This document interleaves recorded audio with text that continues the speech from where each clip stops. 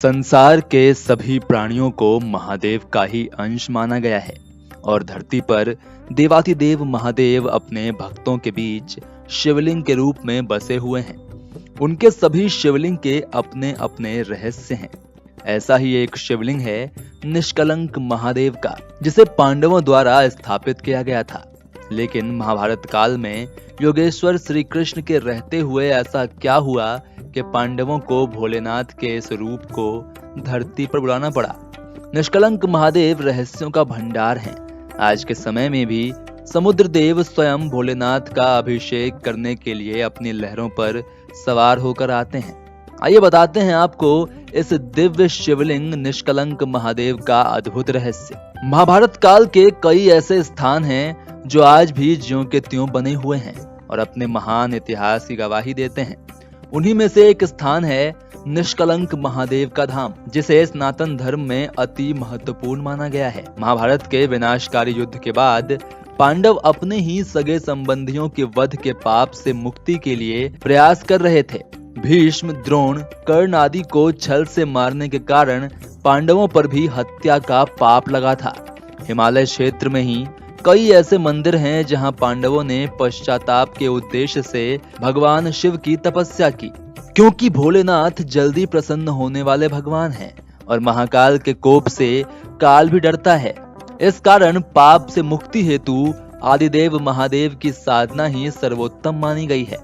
पांडवों द्वारा बनाए गए मंदिरों में से एक ऐसा ही स्थान गुजरात में अरब सागर के तट पर स्थित है, जहां भगवान शिव ने पांचों पांडवों को निष्कलंक बना दिया था। यही कारण है कि यहाँ स्थापित महादेव मंदिर में निष्कलंक शिव बसे हुए हैं। इस दिव्य धाम में 5 स्वयंभू शिवलिंग हैं। माना जाता है कि जब महाभारत का युद्ध समाप्त हुआ तब पांडव दुखी थे कि उन्होंने अपने ही सगे संबंधियों को युद्ध में मौत के घाट उतार दिया। इसके बाद उन्होंने भगवान श्री कृष्ण से सलाह मांगी। श्री कृष्ण ने पांडवों को एक काली गाय और काला ध्वज दिया और कहा कि वो इस ध्वज को लेकर काली गाय का अनुसरण करें।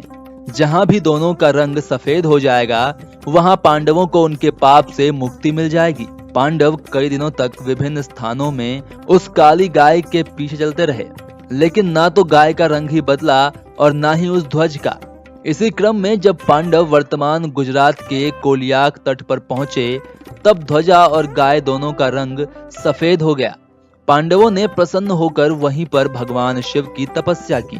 माना जाता है कि पांडवों की तपस्या से प्रसन्न होकर महादेव ने पांचों भाइयों को 5 अलग अलग शिवलिंग के रूप में दर्शन दिए।